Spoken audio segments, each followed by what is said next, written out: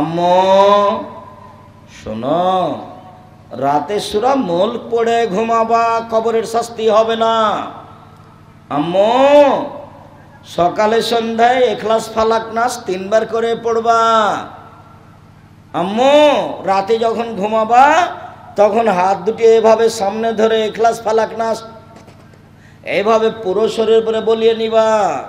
1 বার 2 বার ইখলাস ফালাক নাস মুখ দিয়ে শুরু করে সম্পূর্ণ শরীর বলিয়ে নিবা সম্ভবপর। আর একবার ইখলাস ফালাক নাস মুখের উপর দিয়ে হাতটা এভাবে বলিয়ে নিবা। আম্মু শোনো, সূরা বাকারার শেষ 2 আয়াত যদি পড়ো তাহলে রাতে নিরাপদে থেকে যাওয়া, কেউ ক্ষতি করতে পারবে না। আর যদি আয়াতুল কুরসি পড়ো আম্মু তাহলে শয়তান গেছে। আর আম্মু যদি ফরজ সালাতের পরে আয়াতুল কুরসি পড়ো না তাহলে তুমি জান্নাতে চলে গেছো আম্মু। তো ঢোকনি কেন? মরনি, এই জন্য মরলেই যাওয়া।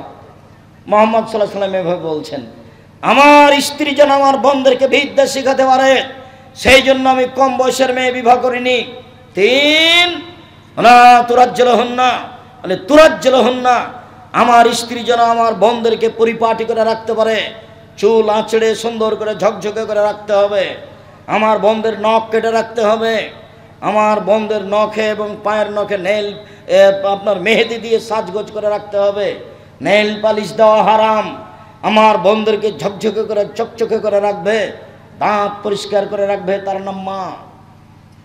4 তাকুম আলাইহিন্না, আমার বোনদের উপরে পাহারা দিবে। মা মানে পাহারাদার, বাপ মানে পাহারাদার। 3 চিলাই লন্ডন গেছে, বাপে আর বেটি ঢাকা বিশ্ববিদ্যালয়ে প্রেমের তাসবি টিপছে, বাপ নাকি পাহারাদার।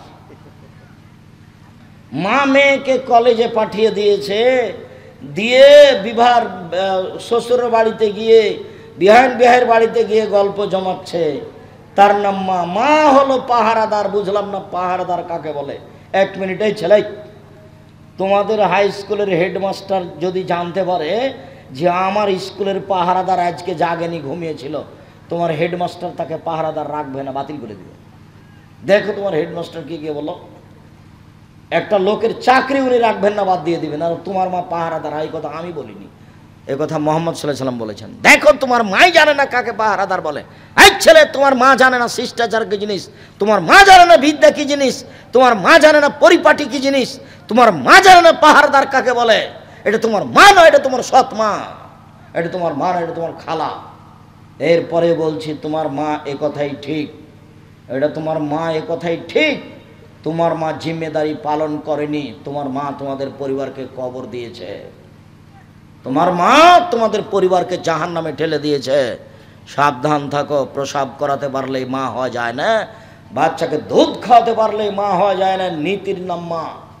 পাগলিও বাচ্চা দুধ খাওয়াতে পারে, পাগলিও বাচ্চা প্রসাব করাতে পারে, কিন্তু পাগলির সামনে তার বাচ্চাটা ডান হাতে গিলাস ধরে পানি খাচ্ছে, তখন পাগলি বলতে পারে না, ছি ছি জি আম্মা আম্মা কি করেছো, ডান হাতে ধরামো, ডান হাতে ধরামো, শয়তান বাম হাতে খায়, এ কথা পাগলি বলতে পারে না। তোমার মাও যদি না বলে তাহলে তোমার মা পাগলি না পাগলির চেয়ে খারাপ? পাগলির চেয়ে খারাপ। তুমি আজকে বলে দেখো, আপনি আম্মা না আমি আমাদের খালা? আপনি কোনটা আম্মা বলেন তো? আপনি কোনটা? কই আমার প্যান্টটা এখনো নিচে আছে, কই আপনি তো আমাকে কিছু বলেননি আম্মা। আর আমার মাথায় চুল, ছাতা চুল কাটা আছে, ছাতা ওই উপরে এই পর্যন্ত চাঁচা আছে, ওর উপরে একটা চুল আছে, এটা কাবিরা গুনাহ, হারাম। আমার প্যান্টটা এখনো নিচে আছে, আমার দাড়ির চাঁচা আছে। আপনি তো রাত দিন দেখছেন আম্মা কোথায়, আপনি কি আমার খালা নাকি? আব্দুর রাজ্জাক সাহেব যেভাবে বলেছেন তাতে আপনি আর খালা। সম্মানিত দিনী ভাই বোন, বাড়ির পিছন দিকে 2-2.5 হাত গর্তের মধ্যে যেই কবর মাটি মানুষকে রাখা হয় সেটার নাম কবর নয়। সেটাই যদি কবর হয় তাহলে তাকে যাকে বাঘে খেলো তার কবর কোথায়? কবরস্থানে যেই কবরে মানুষকে রাখা হয় সেটাই যদি কবর হয় তাহলে যে আগুনে জ্বলে গেল তার কবর কোথায়? মানুষ যেই কবরে মানুষকে রাখছে সেটাই যদি কবর হয় তাহলে যে পানিতে ডুবে হারিয়ে গেল তার কবর কোথায়? কবর এটা নয়। মরার পর থেকে নিয়ে বিচারের দিন পর্যন্ত এই দীর্ঘ সময়ের নাম কবর। সেটা মাটির নিচে হোক, বাঘের পেটে হোক, পানির ভিতরে হোক, জ্বলে যাক, যেখানেই হোক না কেন। সম্মানিত দিনী ভাই বোন, কবরে যদি মানুষ উত্তর দিতে না পারে তাহলে ফেরেশতা মারবেন। যে ফেরেশতা মারেন ও চোখে দেখেন না, যে ফেরেশতা মারেন ও কানে শোনেন না, কানে বধির, চোখে অন্ধ, কোথায় মারছে তার জানা নাই, কত জোরে লোকটা চিল্লাচ্ছে সে বুঝতে পারে না।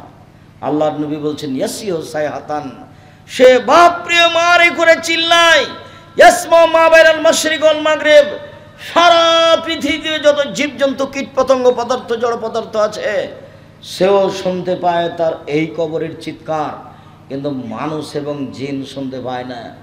কি দিয়ে আপনাকে আমি বুঝাই কত জোরে মারে। আল্লাহর নবী বলছেন মারাই তো মানচারান কাত্তাল কাবর আবজামিন হোক, আমার জীবনে আমি দেখিনি কোনো দৃশ্য যেটা কবরের চেয়ে আশ্চর্য হতে পারে। আমি মোহাম্মদ সাল্লাল্লাহু আলাইহি সাল্লাম জাতির উদ্দেশ্যে বলে যাচ্ছি, পৃথিবীর মানুষ শুনে রেখো, আমার জীবনে সবচেয়ে আশ্চর্য জায়গা হলো কবর। কবরের চেয়ে আমি আশ্চর্য জায়গা কোনোদিন দেখিনি। আল্লাহর নবী কবরের শাস্তির থেকে বাঁচার কথা না বলে কোনোদিন তিনি সলাতে সালাম ফিরেননি। সম্মানিত দিনী ভাই বোন, কবরের শাস্তি বড় ভয়াবহ। কবরের শাস্তি স্বপ্নের মতো। কবর খনন করে আপনি দেখতে পাবেন না। স্বপ্নে একটা লোক পাশে ঘুমিয়ে আছে, স্বপ্নে দেখছে গোখরা সাপ তাকে তাড়া দিয়েছে, বাপরে মারে করে চিল্লিয়ে চলে যাচ্ছে, আপনি পাশে বসে আছেন, লোকটা কেমন কেমন করছে, একবার চিৎকার করলো, তা আপনি বলছেন এই তোর কী হয়েছে, তুই এরকম করছিস কেন? আরে বলছেন গমা সাপ আমাকে গোখরা সাপ তাড়া দিল, অনেক বড়, একবারে লাল টকটা এরকম মোটা, ও একবারে দিনের মতো বিবরণ দিচ্ছে, অথচ আপনি দেখতে পাচ্ছেন না। ওই যে মক্কার জনক ইমাম বাড়ি থেকে বেরে, মসজিদ থেকে বেরে একটা কবর খনন করে দেখলো একটা সাপ লাশকে ধরে আছে, এটার নগদ মিথ্যা কথা। কবরের শাস্তি কেউ দেখতে পারে না। কবরের শাস্তি মানুষের আয়ত্তের বাইরে। দিন রাত আল্লাহর নবী কবরের শাস্তি থেকে বাঁচতে চাইতেন। কবর যত কঠিন, কিয়ামত তার চেয়ে অনেক বেশি কঠিন। কিয়ামত যত কঠিন, জাহান্নাম তার চেয়ে অনেক অনেক অনেক বেশি কঠিন। মহান আল্লাহ বলেন আল কারিয়া, মহা দুর্ঘটনা। ওমাদ রাকাম আল কারিয়া, মুহাম্মদ সাল্লাল্লাহু আলাইহি সাল্লাম আপনি বলতে পারেন মহা দুর্ঘটনা কি? আমি বলি ওমাদ রাকাম আল কারিয়া, আপনি কি বলতে পারেন মহা দুর্ঘটনা কি? ইয়াউমা ইয়াকুনুন নাসু কাল ফারাসিল মাবসুস, কিয়ামত হচ্ছে যেদিন মানুষ হয়ে যাবে কীট পতঙ্গের ন্যায়। এই যে যে যে যে যেগুলো দেখছেন, এর কোনো বুদ্ধি বিবেক নাই, আগুনের বয়সে জ্বলে যাচ্ছে, মানুষ এরকম হয়ে যাবে। অতাকুনুল জিবালু কালাইহিল মানফুস, পাহাড়গুলি হয়ে যাবে ধ্বনিত তুলার নেই, ধুলা হয়ে উঠবে। হিমালয় পাহাড়, তুর পাহাড়, গ্যান্টিং হাইল্যান্ড পাহাড়, যত পৃথিবীতে বড় বড় পাহাড় আছে দার্জিলিংয়ের, সব পাহাড়গুলি ধয়ে যাবে। রৌদ্র যখন থাকে তখন জ্বালানা খুলে দিলে জ্বালানার ছাটাটা, আলোটা ভিতরে ঢুকলে দেখতে পান ধূলিকণা, ওটাই কিন্তু বন্ধ করে দেন, দেখতে পাবেন না। আমি কথা বুঝাতে পারিনি, বুঝতে পারলেন কি? হাবা মুম্বাসা, পাহাড়গুলি হয়ে যাবে এরকম ধূলিকণার নাই, তার নাম কিয়ামত। ইযা যুলজিলাতিল আরযু জিলজালাহা, যেদিন পৃথিবীকে থরথর করে কাঁপিয়ে তোলা হবে। ওয়া আখরাজাতিল আরযু আসকালাহা, যেদিন পৃথিবী তার ভিতরের পাথর লোহা বড় বড় সব বের করে দিবে। ওয়াকালাতাল ইনসানু মা লাহা, মানুষেরা বলবে পৃথিবীর কি হলো, সব কিছু বের করে দিচ্ছে কেন? ইয়াউমাইযিন তুহাদ্দিসু আখবারাহা, যেদিন মাটির উপরে যা কিছু ঘটেছে সব টপ টপ টপ টপ করে বলে দিবে। কোন অফিসে বসে কে সুদের অঙ্ক কষেছে, মাটি সব ছবি সহ ধরে রেখেছে। কে কখন ভাবির গায়ে হাত লাগিয়েছে, বান্ধবীর গায়ে হাত লাগিয়েছে, কোন অবস্থায় গায়ে হাত লাগিয়েছে, জেনা করেছে, ওইভাবে একবারে ছবি ধরে রেখেছে। বিচারের মাঠে এগুলো পেশ করা হবে। বিচারের মাঠে মাটি টপ টপ করে বলে দিবে। অবাক আশ্চর্য ধরনের অত্যাধুনিক যন্ত্র হলো মাটি। আল্লাহর নবী বলছেন ফাত্তাকুদ দুনিয়া ওয়াত্তাকুন নিসা, পৃথিবীর মানুষ শুনে রাখো, আমি বলছি তোমরা মহিলা থেকে বেঁচে থাকো। পৃথিবীর মানুষ আমি বলছি তোমরা পৃথিবী থেকে বেঁচে থাকো। পৃথিবী অত্যাধুনিক যন্ত্র তোমাদের কাজকর্ম সব ধরে রেখেছে, ছবি সহ। একদিন তোমাকে বিচারের মাঠে অপমান করে দিবে। শোনো পৃথিবীর মানুষ, শোনে রেখো, 4টা পদ্ধতিতে মানুষকে অপরাধী প্রমাণ করা হবে। 1, মাটি তার সব কর্ম বলে দিবে। 2, তার হাতে একটা খাতা দেওয়া হবে আরবিতে, আরবি ভাষাও পড়তে পারবে, বুঝতে পারবে। বলবে মালে হাদাল কিতাব লা ইগাদিরু সাগীরাতান ওয়ালা কাবীরা, কি আশ্চর্যের খাতা, জীবনের বড় কথা লেখা আছে, ছোট কথা লেখা আছে। সে নিজেই পড়বে আর বলবে। আল্লাহ বলছেন আল ইয়াওমা নাখতিমু আলা আফওয়াহিম, মুখ বিচারের মাঠে সেলাই করে দেওয়া হবে, মুখে কোনো কথা হবে না। হাত টপ টপ টপ টপ করে সব কর্ম বলে দিবে। হাত আপনার উল্টা, যে হাত দিয়ে আপনি আরেকজন মহিলার গায়ে হাত লাগিয়েছেন, এ হাত কথা বলবে। কথা বলা শেষ হলে পায়ে বলবে, হাত তুমি ঠিক বলেছ। মিসকালা যারাতিন খায়রা ইয়ারা মিসকালা যারাতিন শাররা ইয়ারা, যত কর্ম করেছেন টিভির পর্দার মতো সব টপ টপ টপ টপ করে ধীরে ধীরে চলে আসবে, সব দেখতে পাবেন পুরো জীবনের কর্ম। সম্মানিত দিনী ভাই বোন, এই 4টা পদ্ধতিতে মানুষকে বিচারের মাঠে অপরাধী প্রমাণ করা হবে। কবর যত কঠিন, কিয়ামত তার চেয়ে অনেক বেশি কঠিন। কিয়ামত যত কঠিন, জাহান্নাম তার চেয়ে অনেক অনেক অনেক বেশি কঠিন। সম্মানিত দিনী ভাই বোন, কিয়ামতের বিবরণে অত্র আয়াতের সাথে সম্পৃক্ত একটি হাদিস। আদি ইবনে হাতেম রাদিয়াল্লাহু তাআলা আনহু বলেন, রাসূল সাল্লাল্লাহু আলাইহি সাল্লাম বলেছেন, মা মিনকুম আহাদুন ইল্লা সাইকাল্লিমুহু রাব্বুহু ইয়াউমাল কিয়ামা, তোমাদের প্রত্যেকের সাথে আল্লাহ বিচারের মাঠে কথা বলবেন মুখামুখি। লাইসা বাইনাহু ওয়া বাইনাহু তারজুমান ওয়ালা হিজাবুন ইয়াহজুবুহু, দুইজনের মধ্যে কোনো অন্তরাল থাকবে না। তুমি ওইদিকে, আল্লাহ এদিকে, এরকম কোনো অন্তরাল থাকবে না। অন্তরাল ছাড়াই মুখামুখি আল্লাহ জিজ্ঞাসা করবেন। দুইজনের মধ্যে কোনো দোভাষী থাকবে না। আল্লাহ যা বলবেন আপনি তা বুঝবেন, আপনি যা বলবেন আল্লাহ তা বুঝবেন। এরকম সময় যখন কথা শুরু হবে, ফায়ানজুর আইমানা মিনহু, তখন লোকটি তার ডান দিকে লক্ষ্য করবে। ফায়ারা মা কাদ্দামা মিন আমালিহি, পুরো জীবনের সব কর্ম দেখতে পাবে। এই যে জেনা, এই যে সুদের পাপ, এই যে দোকানে বসে আড্ডা পিটাচ্ছিলাম সেই পাপ। ফায়ানজুর আসমা মিনহু, তারপর বাম দিকে লক্ষ্য করবে। ফায়ারা মা কাদ্দামা মিন আমালিহি, পুরো জীবনের সব কর্ম দেখতে পাবে। যা দেখলো ডানে তাই দেখবে বামে। তারপর সামনের দিকে লক্ষ্য করবে, সামনে হলো জাহান্নাম। তখন আল্লাহর নবী বললেন, পৃথিবীর মানুষ, ফাত্তাকুন নারা ওয়ালা বিশিক্কি তামারাতিন, অল্প থেকে অল্প দান করে হলো জাহান্নাম থেকে বাঁচো। সালাত আদায় করে জান্নাত পাওয়া যায়, জান্নাত কিনা যায় না। সিয়াম পালন করে জান্নাত পাওয়া যায়, জান্নাত কিনা যায় না। হজ করে জান্নাত পাওয়া যায়, জান্নাত কিনা যায় না। দান করে জান্নাত কিনা যায়। বিচারের মাঠে আল্লাহকে বলবো, জান্নাত আমি কিনে নিয়েছি, আমারটা দেন। বলে কিভাবে? আমি টাকা দিয়ে কিনে নিয়েছি, ওটা তো আমার কিনা জিনিস, আমার জানা নাই। করেন, টাকা পয়সা খরচ করে করেন। নওগাঁ জেলার লোক বসে আছেন কেন? নইলে জামিয়া সালাফিয়ায় যান, 10 টাকা দিয়ে আসেন। এই দেশের শিরক মুক্ত প্রতিষ্ঠান জামিয়া সালাফিয়া, এদেশের বিদআত মুক্ত প্রতিষ্ঠান জামিয়া সালাফিয়া, এদেশের দল মুক্ত প্রতিষ্ঠান জামিয়া সালাফিয়া, এদেশের সংগঠন মুক্ত প্রতিষ্ঠান জামিয়া সালাফিয়া, এই দেশের হিংসা মুক্ত প্রতিষ্ঠান জামিয়া সালাফিয়া, এদেশের ছেলে মেয়েকে উন্নত মানের বাংলা, ইংরেজি, আরবি শিখিয়ে দেওয়ার ব্যতিক্রম প্রতিষ্ঠান জামিয়া সালাফিয়া, যেখানে দেশ বিদেশের শিক্ষক অবস্থান করেন।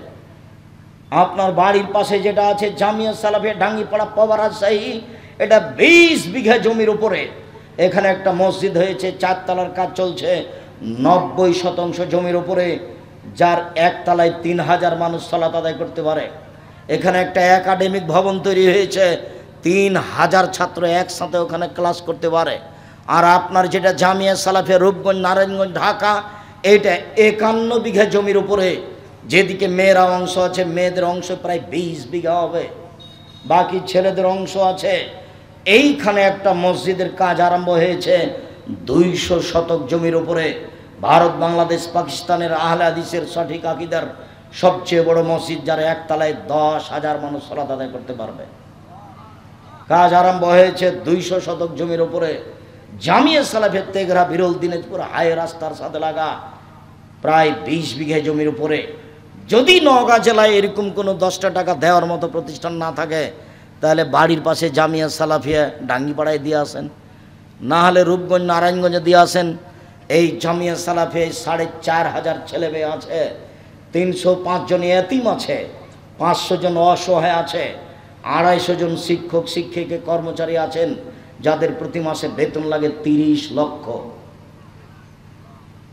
কিভাবে চলে সেটা আমি জানি না, নওগাঁ জেলার লোক দেয় সেই জন্য চলে। কি বলেন আব্দুর রাজাক সাহেব, আমরা একদিন 10 টাকাও দিইনি। দেননি, অবশ্যই দিয়েছেন, নাহলে চলছে কিভাবে?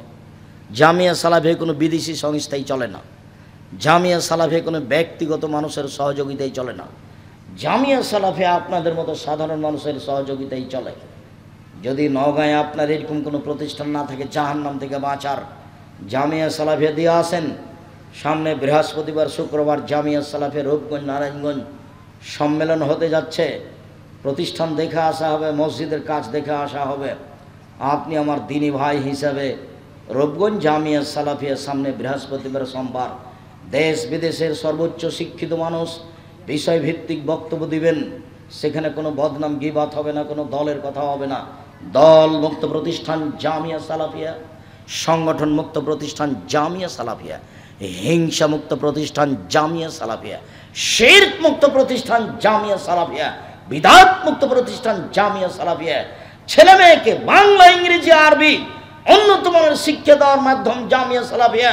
আমার মনে বড় সাধ, আমি এই দেশের মাটিতে উন্নত মানের প্রতিষ্ঠান করে ছেলে মেয়েকে বাংলা ইংরেজি আরবি উন্নত মানের শিক্ষা দিয়ে জাতির অন্যায়ের বিরুদ্ধে লড়বো, মুখে কলমে মিডিয়াই লড়বো ইনশাল্লাহ, আজ হোক আর কাল হোক।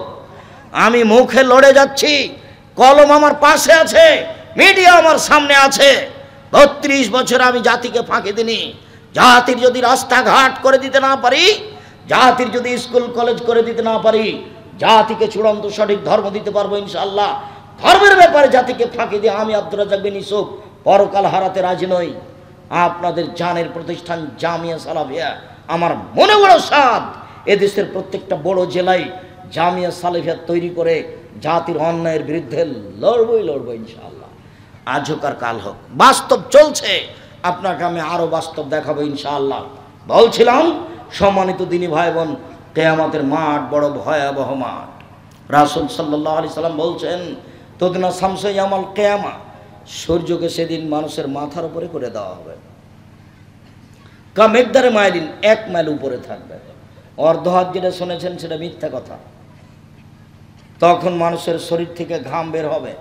আল্লাহ রাসূল বলছেন, মিনহুম মায়াকুনু এলা কাবাইহে, কারো কারো পায়ের ঘাম হবে টাকনু পর্যন্ত, কারো কারো ঘাম হবে হাঁটু পর্যন্ত, কারো কারো ঘাম হবে কোমর পর্যন্ত, কারো কারো ঘাম হবে নাক পর্যন্ত। এর নাম কিয়ামতের মাঠ। এলকা ইব্রাহিম আবাহু আজার, বিচার মাঠে ইব্রাহিম আলাইহিস সালাম তার বাপ আজরের সাথে সাক্ষাৎ করবেন। ওয়ালাওয়াজে আজার কাফরাতুন কাবারা, ওই সময় আজরের মুখখান থাকবে মলিন। ইব্রাহিম আলাইহিস সালাম বলবেন, আপনাকে আমি বলিনি আপনি আমার নাফরমানি করিয়েন না, আব্বা আপনাকে আমি বলিনি আপনি আমার নাফরমানি করিয়েন না। তখন বাপে বলবে, আলিয়াউমাল আসিকা, বেটা আজ তোমার নাফরমানি করব না, আজ যাই বলবে তাই মেনে নিব। বিচার মাঠে কিছু বলার থাকবে না। বাপের এইটুকু কথা শুনে আল্লাহকে বলবে, আল্লাহুম্মা ইন্নাকা ওয়া'আদতানি, আল্লাহ তুখজিয়ানি ইয়াউমা ইউবাসুন, ইব্রাহিম তোমাকে আমি বিচার মাঠে অপমান করব না।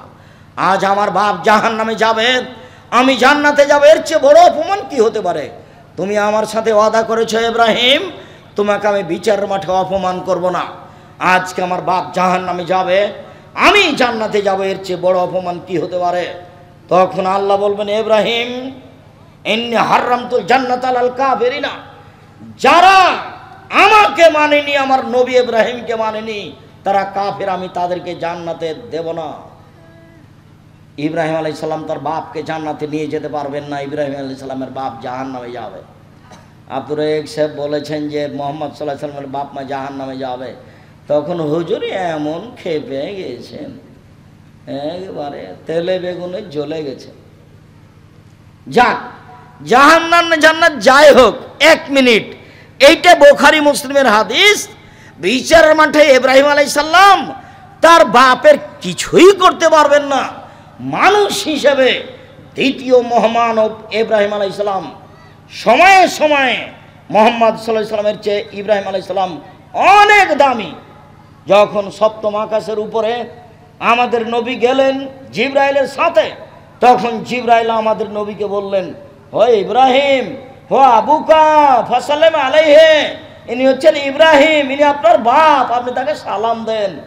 আমাদের নবী একটু আগিয়ে গেলেন, আগিয়ে গিয়ে বলছেন, আব্বা আসসালামু আলাইকুম, আব্বা আপনাকে সালাম। তখন ইব্রাহিম আলাইহিস সালাম বলছেন, ওয়া আলাইকুম আসসালাম ইবনি সলিহ নবী সলিহ, ও আমার সৎ ছেলে, ও আমার সৎ নবী, তোমাকেও সালাম। সম্মানিত দিনী ভাই বোন, ইব্রাহিম আলাইহিস সালাম তার পিতাকে বিচারের মাঠে জান্নাতে নিয়ে যেতে পারবেন না। বিচারের মাঠ বড় জটিল।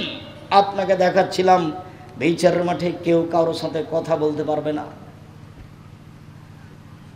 কেউ বিচারের মাঠ থেকে অনুপস্থিত থাকতে পারবে না। ইদা শামসু কুব্বিরাত, যেদিন সূর্যকে আলোহীন করে দেওয়া হবে। ওয়াইজান নজমুন কাদারাত, যেদিন তারকাগুলি খুলে খুলে নিচে পড়বে। ওয়াইদাল জিবাল সুয়রাত, যেদিন পাহাড়গুলিকে চলমান করে দেওয়া হবে ধূলিকণা করে। ওয়াইদাল ইশার উত্তেলাত, যেদিন 10 মাসের পেটমূর্ণ উটনিকে ছেড়ে দেওয়া হবে, মানে মানুষ ব্যবসা বাণিজ্য ছেড়ে পালিয়ে যাবে। ওয়াইদাল ইশার উত্তেলাত। সম্মানিত দিনী ভাই বোন, এজাস সামাউন ফাতারাত, যেদিন আকাশ ফেটে চৌচির হয়ে যাবে। ওয়াইদাল কাওয়াকিবুন তাসারাত, যেদিন তারকাগুলি খুলে খুলে বিক্ষিপ্ত হয়ে পড়বে। ওয়াইদাল কুবুর বুসিরাত, যেদিন কবরগুলিকে খুলে দেওয়া হবে, মানুষ কবর থেকে উঠে ছুটে দৌড়াবে। কিয়ামতের মাঠের একটা অবস্থা আল্লাহ রাসূল উল্লেখ করেন, কাইফা নাম, দুনিয়াতে আমি কিভাবে আনন্দে ফুর্তিতে থাকি। যেদিন আল্লাহ ইসরাফিলকে সৃষ্টি করেছেন, সেদিন তার মুখে একটা বাঁশি দিয়ে রেডি করেছেন। ইয়ান্তাজের মাতা ইউমার বিন নাফকে, ইসরাফিল প্রতীক্ষমান রয়েছেন, কখন বাঁশিতে ফোঁক দিতে বলা হবে। তাহলে এই পৃথিবীর কি দাম আছে? পৃথিবী ধ্বংস করার জন্য একটা ফেরেশতা বাঁশি মুখে দিয়ে আছে। পৃথিবীর জন্মের দিন তার মুখে বাঁশিটা দিয়ে দেওয়া হয়েছে, তাকে বলা হয়েছে তুমি প্রস্তুত থাকো, যখন আমি বলবো ফোঁক দাও তখনই তুমি ফোঁক দিবে। আমরা যুগ যুগ থেকে পৃথিবীতে বসবাস করছি, কিছু বুঝতে পারছি না। পৃথিবীটাকে ভেঙে দেওয়ার জন্য পৃথিবীর জন্মের দিন ফেরেশতার মুখে দিয়ে দেওয়া হয়েছে বাঁশি। কবর যেমন কঠিন, কিয়ামত তার চেয়ে অনেক বেশি কঠিন। কিয়ামত যত কঠিন, জাহান্নাম তার চেয়ে অনেক অনেক অনেক বেশি কঠিন। আপনাকে আমি কি দিয়ে বুঝাই কিয়ামত কত কঠিন, জাহান্নাম কত কঠিন। সেই দিনের ব্যাপারে রাসূল সাল্লাল্লাহু আলাইহি সাল্লাম বলছেন, লা আদরি মা ইউফালু বি, আমার সাথে কি আচরণ করা হবে তা আমি নিজে বলতে পারছি না। মহান আল্লাহ বলেন, ফামান খাফাত মাওজিনুহু, যার নেকির পাল্লা হালকা হয়ে যাবে বিচারের মাঠে, তার থাকার জায়গা হবে অতীব গভীর গহ্বর হাবিয়া। অমাদরাকা মা হিয়া, মুহাম্মদ সাল্লাল্লাহু আলাইহি ওয়াসাল্লাম আপনি কি বলতে পারেন অতীব গভীর গহ্বর হাবিয়া নামক জাহান্নামটি কি? আমি বলি নারুন হামিয়া, তা হচ্ছে জ্বলন্ত উত্তপ্ত আগুন। জাহান্নাম বলতে আগুন। যেদিন বিচারের মাঠে মানুষের পাপ নেকি উল্লেখ ওজন হবে। শোনেন, হিন্দুদের পাপ নেকি ওজন হবে না কেন বলেন তো? নেকি নাই, সেজন্য এক পাল্লাতে তো নেকি দিতে হবে আর এক পাল্লাতে পাপ দিতে হবে, তাহলে তো ওজন হবে। তো নেকি নাই তো ওজন হবে কি দিয়ে? ইহুদিদের পাপ নেকি ওজন হবে না, খ্রিস্টানদের পাপ নেকি ওজন হবে না। ফালা নকিম আলাহুম ইয়াউমাল কিয়ামাতি ওজনা, ওদের পাপ নেকি বিচারের মাঠে ওজন হবে না। ওদের কপাল এবং পা একসাথে ধরে জড়িয়ে জাহান্নামে নিক্ষেপ করা হবে। এই কথা আল্লাহ তাআলা বলেন। আমি আপনাকে বিচারের মাঠ বুঝাতে খুব কষ্ট পাচ্ছি। কি দিয়ে বুঝাই? এক একটা স্তরে এক এক রকম কত স্তর আছে বিচারের মাঠে। যারা একটু জুলুম করেছে তাদের বিচার দেরিতে হবে। ভালো মানুষের বিচারের সময়সীমা এক ওয়াক্ত ফরজ সালাতের সমান, 5 থেকে 7 মিনিট। কেউ যদি একটা রিক্সাওয়ালাকে 20টা টাকা দিয়ে ধমকে বিদায় করে দিয়ে থাকে, ও জালেম, তার বিচার পরে হবে। কেউ যদি জোর করে জমি দখল করে থাকে তাহলে তার বিচার পরে হবে। কেউ যদি যাকাত না দেয়, ওসর না দেয়, তাহলে ফকিরের টাকা মেরে খেয়েছে, ওর বিচার পরে হবে। যদি 1 দিন দেরি হয় তাহলে 50,000 বছর, আর যদি 3 দিন দেরি হয় 1.5 লক্ষ বছর। জনাব, এবার আপনাকে একটু বলে, এই ছেলে বসো। তুমি আমাকে ব্যস্ততা দেখাচ্ছ। আমি তো ঢাকা ফিরে যাব, গাড়িতে ক্লাস নেব ইনশাআল্লাহ। তুমি আমাকে কি ব্যস্ততা দেখাচ্ছ? তুমি কি মনে করছো আমি আব্দুর রাজ্জাক বিন ইউসুফ তাফসির মাহফিল করতে এসেছি? কিসসা কাহিনী বলবার আপনি বাদাম খাবেন? 1 মিনিট আপনি 19-20 হতে পাবেন না। এক খেয়ালে আমার দিকে চেয়ে থাকবেন। অল্প দিন বাঁচতে এসেছি, ধৈর্যের পরিচয় দিয়ে ভালো কিছু করে যাই। অন্যায় কিছু করে লাভ হবে না, ফেরাউন ডুবে গেছে। অন্যায় কিছু করে জুলুমবাজি করে লাভ হবে না। মানুষের পিছে পিছে বেরিয়ে কোনো লাভ নাই। নিজে উপার্জন করে খান। এই ছেলে, মানুষের পিছনে ঘোরো না, দোকানে বসে আড্ডা পিটো না। আমার 4টা কথা মনে রাখিও। 1, 5 ওয়াক্ত সালাত, এর কোনো বিকল্প নাই দুনিয়াতে। 3, হালাল রুজি। চকলেট বিক্রি করে খাও, সমস্যা নেই। কলা বিক্রি করে খাও, সমস্যা নেই। বাপের জমিদারি আছে, কোটি টাকার ব্যবসা করো। আমি ব্যবসায় করতে বলছি। জমি চাষ করে খেলে অন্তর শক্ত হয়ে যাবে, ভালো কিছু করতে পারবে না। আর চাকরি যদি করো তাহলে বেতনের টাকা দিয়ে 25 দিন যাবে, 5 দিন ধার কর্জ করে খেতে হবে। দোকানওয়ালাকে বলতে হবে, ভাই বেতন পাইলেই দিব। তো বেতন যখন পেয়েছ তখন ওই দিতে দিতে আবার সামনের মাসে 5 দিন বাকি। মায়ে বলছে, বেটা টাকা দেন রে বেটা, কিছু খুব বিপদে পড়েছি।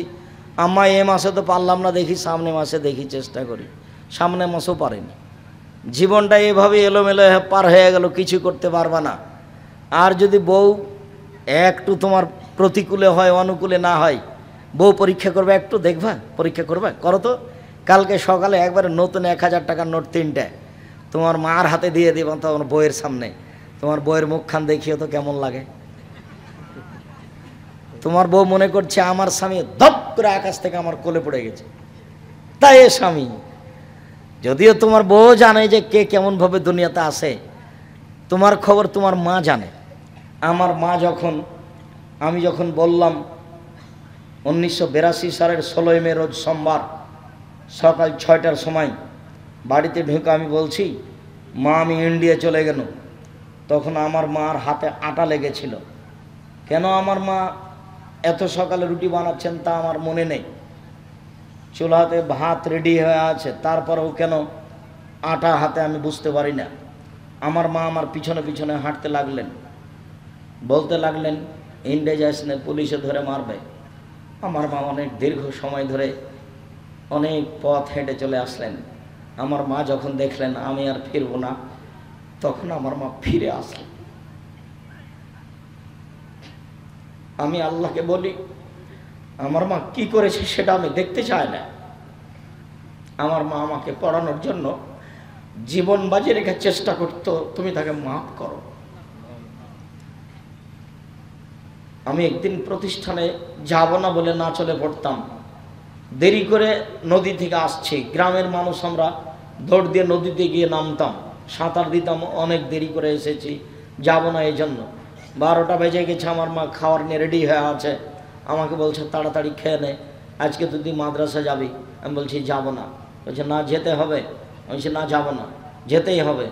তখন আমি বলছি তাহলে ভাত খাবো না। তা আমার মা বলছে খাস না। তা আমি উঠে গেলাম। আমি উঠে নে ব্যাগটা আমার মা সাজিয়ে রেখেছে, আমি ব্যাগটা হাতে করে বের হয়ে যাচ্ছি। তো আমার মা বলছে টাকা নে। তখন আমি বলছি টাকা নেব না। আমার মা বলছে টাকা নিস না, তবু তোকে যেতে হবে। আমি খাওয়া ছাড়া টাকা ছাড়া বাড়ি থেকে বের হয়ে গেলাম। আমার মা নরম হয়নি। আমার মায়ের সাথ ছিল বড় পড়ানোর, যে কোনো ছেলের যে কোনো ফকির ফাকরাকে দেখলে ভিক্ষে দিলে আমার মা বলতেন তুমি আমার ছেলেটার জন্য দোয়া করিও। এমন কোনো ফকির আমাদের বাড়ি থেকে যায়নি যাকে আমার মা ভিক্ষা দেওয়ার পরে দোয়া করার জন্য বলেনি। সম্মানিত দিনী ভাই বোন, বাপ মাকে মূল্যায়ন করার চেষ্টা করেন। আমি যখন বিদেশে গিয়ে বক্তব্য দিই তখন আমি বলি মানুষকে, দেখো তুমি তোমার স্ত্রীর নামে অ্যাকাউন্ট খোলো না, ভুল হবে। তুমি 5 বছর বিদেশে আছো, টাকা তুমি তোমার স্ত্রীর নামে পাঠালা, যেদিন তুমি দেশে ফিরবার সময় হবে সেদিন তোমার বউ টাকা পয়সাটা নিয়ে পালিয়ে যাবে। সেদিন তুমিও কাঁদবে, তোমার মাও কাঁদবে, তোমার বাপও কাঁদবে। সেদিন 3 জন একসাথে হয়ে যাওয়া, তোমার বউ ভিন্ন হয়ে যাবে। আজকে তোমার বউ কাছে আছে আর তোমার বাপ মা তোমার দূরে আছে। যেদিন তুমি বিপদে পড়ে যাবা সেদিন দেখবে তোমরা 3 জন, তোমার বাপ আর তোমার মা আর তুমি। তার আগে পর্যন্ত তোমার বউ তোমার সাথে আছে, তোমার বউ কাছে। আমার মা বলতো 3 জানের বড়ি, নারী হলো 3 জানের বড়ি। আমার মা মাঝে মধ্যে এভাবে বলতেন, বাড়ি থেকে বের করার সময় আমার মা বলতেন 4টা কাজ করো না। 1 দোকানে বসিও না, 2 প্রাইভেট পড়ায়ও না, 3 কারোর সাথে বন্ধু তালিক করো না, 4 দাওয়াত খায়ও না। প্রাইভেট পড়ায়ও না, দোকানে বসিও না, বন্ধু তালিক করিও না, প্রাইভেট পড়ায়ও না। এই 4টা কথা বলে আমার মা বাড়ি থেকে বিদায় করতেন। সম্মানিত দিনী ভাই বোন, বিচারের মাঠ বড় কঠিন, কিয়ামতের মাঠ বড় কঠিন। কিয়ামতের মাঠের ব্যাপারে আল্লাহ বলছেন ইয়াউমা তারাউনাহা তাজহালু কুল্লু মুরজিয়াতিন আম্মা আরজাত। বিচারের মাঠে যে মহিলা বাচ্চাকে দুধ খাওয়াচ্ছে সে মহিলা কখন তার দুধের বাচ্চা বুক থেকে বাচ্চা পড়ে যাবে বুঝতে পারবে না। অতাজাউ কুল্লু হামলিন হামলাহা, যে মহিলার পেটে বাচ্চা আছে কখন বাচ্চা প্রসব হয়ে যাবে সে বুঝতে পারবে না। অতারা নাসা শোকারা, আপনি দেখবেন মানুষকে মনে হচ্ছে যেন মদ খেয়েছে, মাতাল হয়ে বিচার মাঠে ঘুরে বেড়াচ্ছে, আসলেও মাতাল হয়নি। ওয়ালাকিন্না আযাব আল্লাহি শাদীদ, বিচার মাঠের শাস্তি খুব কঠিন।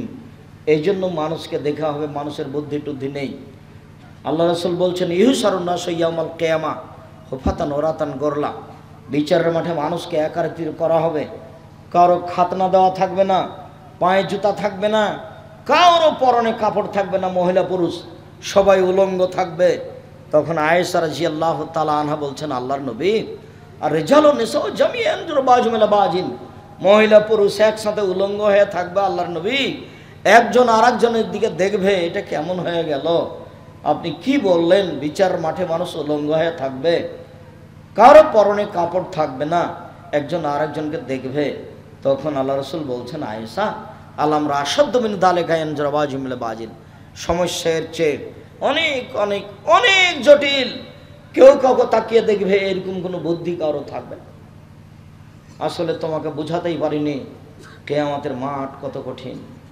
ইয়াউমা ইয়াফিরুল মারউ মিন আখিহি উম্মিহি ওয়া আবিহি ওয়া সাহিবাতিহি ওয়া বানিহি, কিয়ামতের মাঠ সেই দিন যেদিন মানুষ তার ছেলে থেকে, তার মেয়ে থেকে, তার স্ত্রী থেকে, আহাল পরিবার থেকে পালিয়ে যাবে, কেউ কারোর সাথে কথা বলতে চাইবে না।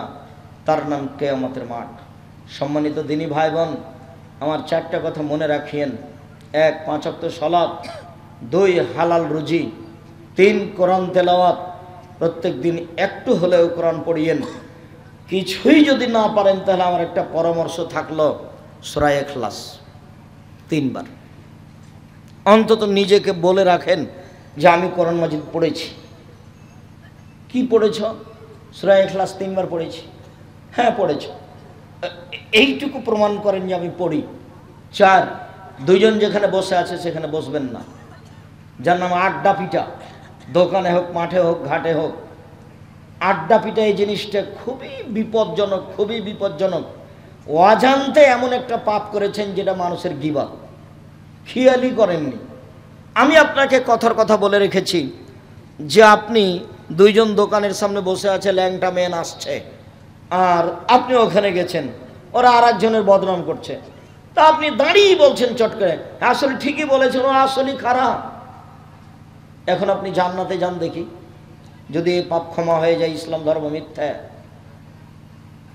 জেনা মহাপাপ, মহাপাপ জেনা। বিবাহ করার পরে তার জেনা করলে তার বাঁচার পথ নেই। বেশি বয়সে জেনা করলে তার সাথে আল্লাহ কথাই বলবেন না। 3 শ্রেণীর মানুষের সাথে আল্লাহ কথাই বলবেন না।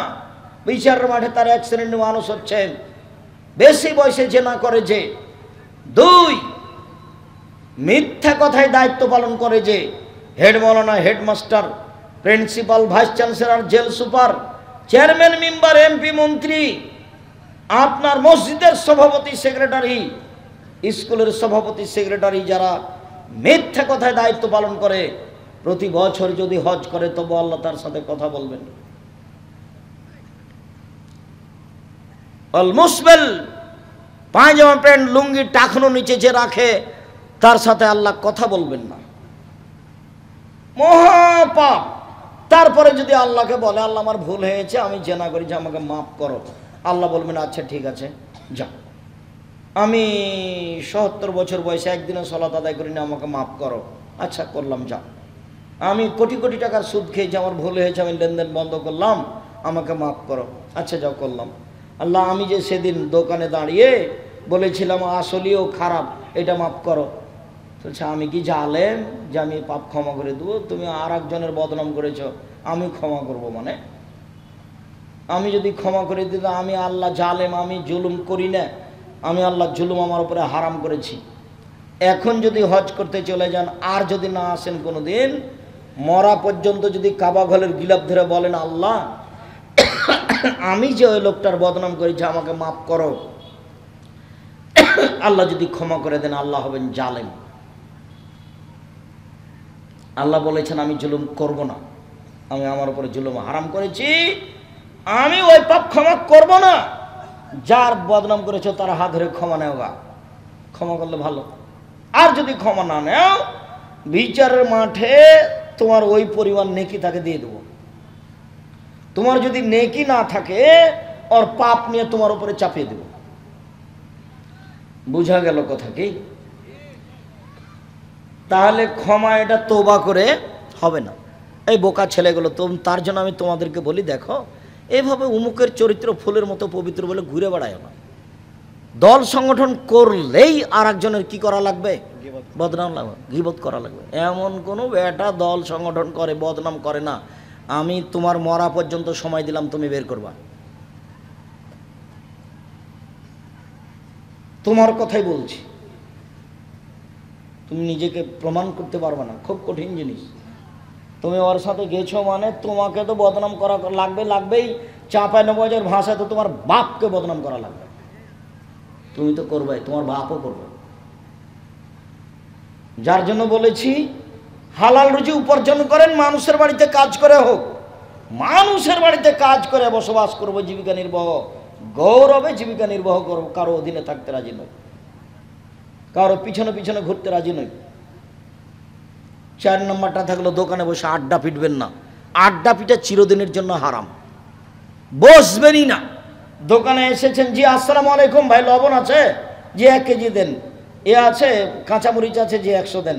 হাতে নেবেন না মরিচ, হাতে নিলে আবার ওই মরিচটা আপনি আপনার এতে দিয়ে দিবেন, আপনার ঝুড়িতে দিয়ে দিবেন, তখন আপনি জালেম, তখন আর জান্নাত হবে না। আপনারা এসে বুঝতে পারিনি কথাটা, একটু বুঝিয়ে বলেন তো। ওটা হলো জুলুম। ও যে গরিব মানুষ সারাদিনে 5 কেজি মরিচ বিক্রি করবে, তা আপনি যে বলছেন তোমার মরিচ কেমন দেখি, মরিচ ভালো, কি করে দিচ্ছ? দে একটা হাতে নিয়েছেন, আচ্ছা 100 দেন, দিয়ে ওই 100 দাঁড়ি পাল্লা হয়ে গেছে। হাতের মরিচটা আপনি কোথায় রাখবেন? যদি আপনি আপনার ব্যাগে রাখেন আপনি জালেম, যদি ওর ডালিতে রেখে দেন তাহলে আপনি এখন মোমেন। ছিঁড়া টাকাটা আগে দিবেন না ভালোটা আগে দিবেন? মানুষের মানবিক গতি ছিঁড়েটা আগে দিবে, একটু পরে ভালোটা দেওয়াই লাগে। তার মানে আপনি এখনো মুমিন হননি। আপনাকে আপনি আমার দিনী ভাই, আপনাকে আমি অনুরোধ করছি আজ থেকে ভালোটা দেওয়া শুরু করবেন। ছিঁড়েটা বাদ পড়লে আপনার কাছে বাদ পড়ুক। টাকার ভিতরে ছিঁড়েটা ঢুকে কোনোদিন পার করার চেষ্টা করবেন না। অল্পের জন্য ঈমান হারায়েন না। মন চায় না যে ওই ছেলেটা কি করে দিই, ভালোটার মধ্যে ঢুকে দিই যেন বুঝতে না পারে, তখন ও আবার এরকম করে মেল করে দেখে দেখে বলছে না এটা নিব না। তখন আপনি বলেন কত চেষ্টা করলাম কিন্তু টাকাটা চালাইতে পারলাম না। কেমন বেঈমান মানুষ! সামান্য ব্যাপারে জাহান্নাম কিন্তু অল্পতেই। উপস্থিত বৈঠকের মুসলিম বোন, এই ছেলে তোমার মাকে বলে দিও পরবর্তীতে এইভাবে যেন না কোনো দিন না আসে। আমি আব্দুর রাজ্জাক বিন ইউসুফ এসেছি, তোমার মা ভদ্রতা বজায় রেখে বাড়ি থেকে আসবে, চুপচাপ বসে থাকবে, আমি সালাম দেব তারপরে যাবে। ঢং ঢং করে আসবে আর ঢং ঢং করে যাবে, এই নীতি নিষেধ করে দিও। এরকম মহিলা মানুষকে আমি পছন্দ করি না, বরং ঘৃণা করি। আমি তো আপনার জন্য এসেছি, আপনি ঢং ঢং করে আসলেন আর গল্প করতে করতে চলে যাচ্ছেন। কি বুঝলেন আপনি? মানে এসব গরু ছাগলের মতো পশু প্রাণীর মতো জীবন, পশু প্রাণীর মতো জীবন করে ফল পাওয়া যাবে না, মরণ হবেই। ফেরাউন ডুবে গেছে মানে আমি যেভাবেই চলি আমারও একদিন মরণ হবে। ওর বয়স ছিল 1700 বছর। কতদিন? 1700 বছর, 100 বছর নয়, 10 আর 7, 1700 বছর। তারপরে কি এখন আছে? আমি যখন ফেরাউনের লাশের চতুর্দিক দিয়ে ঘুরছি, 40 মিনিট যাবৎ তার লাশের চতুর্দিক দিয়ে ঘুরলাম আর বলতে থাকলাম, তুমি কি সেই ফেরাউন যে বলেছিল আমি সবচেয়ে বড় আল্লাহ? তুমি কি সেই ফেরাউন যে বলেছিল মোসাকে আমি ছাড়া আর কেউ আল্লাহ নেই? তুমি কি সেই ফেরাউন যে বলেছিল মোসাকে, মোসা আমাকে বাদ দিয়ে কাউকে আল্লাহ বলে দাবি জানালে আমি তোমাকে জেলখানায় বন্দি করে দেব? তো ফেরাউন তো আমার সাথে কথা বলতে পারবে না, ও তো লাশ। এখন এইটাই কি না যারা আসছে তারা বলছে মানহাল ফারাল আসরি, আসল ফেরাউন কোনটা? সবাই চিল্লাচিল্লি করছে, 12টা লাশ আছে, যে আসছে সেই মানহাল ফারাল আসলি। মূল ফেরাউন হচ্ছে এই, আল্লাহই ভালো জানে। 3500 বছর পরে সাগর থেকে পাওয়া গেছে, ফ্রান্সে পাঠানো হয়েছে। ফ্রান্স পরীক্ষা করে বলেছে যে ফেরাউন, সেটার গায়ে লিখে দেওয়া হয়েছে এ হলো ফেরাউন। আল্লাহ আলম, আল্লাহ তুমি রক্ষা করো। সম্মানিত দিনী ভাই বোন, কবর যত কঠিন, কিয়ামত তার চেয়ে অনেক বেশি কঠিন। কিয়ামত যত কঠিন, জাহান্নাম তার চেয়ে অনেক অনেক অনেক বেশি কঠিন। হালাল রুজি উপার্জন করার চেষ্টা করি, জাহান্নাম থেকে বাঁচার চেষ্টা করি, কবর থেকে বাঁচার চেষ্টা করি, কিয়ামতের মাঠে যেন অপমান না হতে হয় তার চেষ্টা করি। আল্লাহ আমরা সাধারণ মানুষ, তুমি আমাদের মাফ করো। সম্মানিত দিনী ভাই বোন, আমি আবারও আমার আলোচনার পুনরাবৃত্তি টেনে বলছি যে আজ থেকে শাবান মাসের সিয়াম চালু করতে হবে। এই ছেলে থামো, আমি দোয়া করি তারপরে উঠে যাচ্ছ কোথায়? তুমি মাসিক আল ইতিসাম পত্রিকা নিয়ে যাবে না? 30 টাকা দিয়ে অন্তত মাসিক আল ইতিসাম পত্রিকাটা হাতে করে যেতে হবে। এটা হলো জাতীয় সম্পদ। আমি জীবন বাজি রেখে দিন রাত পরিশ্রম করে লক্ষ লক্ষ টাকা খরচ করে 50টা প্রশ্নের উত্তর দিয়ে এদেশের ব্যতিক্রম পত্রিকা বের করলাম, মাসিক আল ইতিসাম পত্রিকা, আর আপনি আসলেন আর চলে গেলেন? অত সহজ মনে করলেন? কেন হবে তা? আমি জীবন বাজি রেখে সলাতের উপরে বইটা লিখেছি, এখন সলাতের নামাজের উপর বই লিখবো কেন? সর্বোচ্চ চেষ্টা চালিয়েছি হাদিস এবং কোরআনের সাথে হুবহু মিল রাখার। আপনি দেখেন দুয়ার উপরে বইটা আব্দুর রাজ্জাক বিন ইউসুফ আইনের রাসূল দুয়া অধ্যায় আপনি অন্য কোনো বইয়ের সাথে মিলাতে পারবেন না। আমি সর্বোচ্চ চেষ্টা চালিয়েছি যে কত জায়গাতে হাত তুলে দোয়া করার হাদিস আছে, আর হাত তুলে দোয়া করার কতটি হাদিস আছে। আমি চেষ্টা চালিয়েছি, আমি চেষ্টাতে ঘাটতি রাখিনি, তবে আমি মানুষ। আপনি তো এসব বই কিনবেনই, যারা অমুসলিম হিন্দু তাদেরও পড়তে হবে, তাদেরও আদর্শ নিতে হবে। আদর্শ পরিবার, আদর্শ নারী, আদর্শ পুরুষ, কে বড় ক্ষতিগ্রস্ত, কে বড় লাভবান, এগুলো তো আপনার জন্য লিখলাম। তাফসির মাহফিল বন্ধ করার জন্য লিখিয়েছি, তাফসির কি মিথ্যা হতে পারে? এদেশের বক্তা শ্রোতাকে শিক্ষা দেওয়ার জন্য বই লিখেছি, বক্তা শ্রোতার পরিচয়। আমার যতটুকু বিদ্যা, আমি যা অবস্থা দেখে যাচ্ছি দুনিয়া থেকে, এই অবস্থার উপর আমি লিখেছি। ভবিষ্যতে অবস্থা আরও খারাপ হতে পারে। আমি বর্তমান পরিস্থিতি অনুযায়ী বক্তব্য দিতে চাইনি, কিন্তু পরিস্থিতিকে উপেক্ষা করতে পারবো না, সেই জন্য এভাবে চলেছি। তবে আপনাদের নিজস্ব ছেলে, বাড়ির ছেলে, আপনাদের ভালোবাসা প্রিয় সন্তান আব্দুল্লাহ এই নীতিকে পাল্টানোর জন্য আর দাওয়াত আল্লাহর মাধ্যম দিয়ে এদেশে পুনরায় মক্তব চালু করতে চাই। মসজিদ ভিত্তিক দাওয়াত দিবে ও এদেশে, আবদুল্লাহ এদেশে মসজিদ ভিত্তিক দাওয়াত দিবে এবং এদেশে মসজিদে মক্তব চালু করবে। উত্তরবঙ্গে 250 থেকে 300 মসজিদ চালু করেছে ইতিমধ্যে। দেশ জুড়ে আবদুল্লাহ মক্তব চালু করতে চাই, মসজিদ ভিত্তিক দাওয়াত দিতে চাই, অসহায় মানুষের পাশে দাঁড়াতে চাই। মর্মে আপনাদের এসব ছেলে যারা এই ব্যবস্থাপনায় আছে এরাও দাওয়াত আল্লাহর সাথে জড়িত, তারা আবদুল্লাহর সাথে সবসময় যোগাযোগ রাখে। আমি আপনাদেরকে আবদুল্লাহর সাথে যোগাযোগ রেখে একমাত্র আল্লাহকে সন্তুষ্ট করার আশায় কারো বদনাম না করে, কারোর প্রতি হিংসা না করে একটু দিন ধর্ম বোঝার চেষ্টা করি, হালাল রুজি উপার্জনের চেষ্টা করি। আল্লাহ আমাদের যারা মারা গেছে তুমি তাদের কবরের শাস্তি মাফ করো, আমরা যারা অসুস্থ তুমি তাদের আরোগ্য দান করো, আমরা যারা বেঁচে আছি তুমি তাদেরকে তোমার রাসূলের পদ্ধতি অনুযায়ী চলার তৌফিক দান করো। আজকের যে আলোচনা শুনলাম বিশেষভাবে নফল সিয়াম, তুমি আমাদেরকে নফল সিয়াম করে তোমাকে সন্তুষ্ট করার সুযোগ করে দাও। মর্মে আরও শেষে বিনীত অনুরোধ থাকলো, যাওয়ার সময় কেউ খালি যাবেন না। আবদুল্লাহর যদি বই লেখা থাকে মিন্নাতুল বারি, বুখারীর ব্যতিক্রম ব্যাখ্যা, মনে করবেন জাতীয় সম্পদ আবদুল্লাহ নিজের ছেলে, আপনি তার বই নিজে পড়বেন, ব্যতিক্রম বুখারীর ব্যাখ্যা মিন্নাতুল বারি, অন্যান্য বইগুলি সংগ্রহ করবেন। আর হজ উমরার উপরে পোশাক আছে নতুন বের করা, বইগুলি নিয়ে যাবেন। আর সামনে বৃহস্পতিবার, আজকে তো সোমবার পড়ে যাচ্ছে, সামনে বৃহস্পতিবার শুক্রবার অবশ্যই জামিয়া সালাফে রূপগঞ্জ নারায়ণগঞ্জ ঢাকায় আসবেন, আমি আপনার অপেক্ষায় আছি। আল্লাহ তুমি আমাদের কবুল করো, আল্লাহুম্মা আমিন। সবাই স্টেজ থেকে বইগুলি নিয়ে যাবেন। টাকা না থাকলে 30 টাকা কারোর কাছে না একটা পত্রিকা নিয়ে যাবেন, তাহলে মনে করবেন যে আমি প্রোগ্রামটাকে আব্দুর রাজ্জাক সাহেবকে মূল্যায়ন করেছি। টাকা নাও থাকতে পারে, কারোর কাছে 30 টাকা নিয়ে একটা পত্রিকা নিয়ে যাবেন, অন্যান্য বই সব নিয়ে যান।